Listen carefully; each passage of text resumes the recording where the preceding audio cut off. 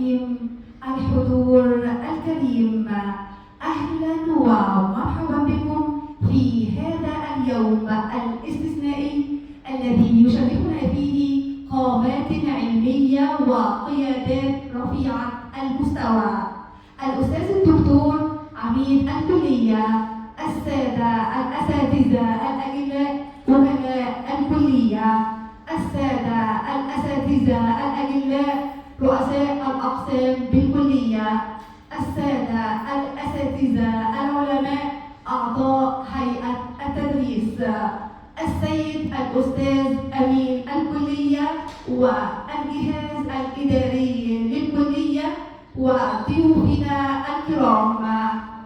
الحضور الكريم، نحن اليوم على موعد مع المؤتمر السنوي لكلية علوم الرياضة للبنين بالإسكندرية.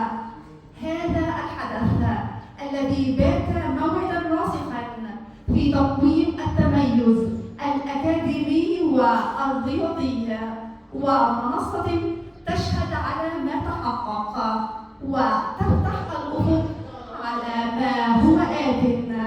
تجتمع وحداتنا وأقسامنا لتقول في صوت واحد: عملنا وأنجزنا ونواصل. فأهلا بكل من جاء يشارك ويستمع ويلهم. والآن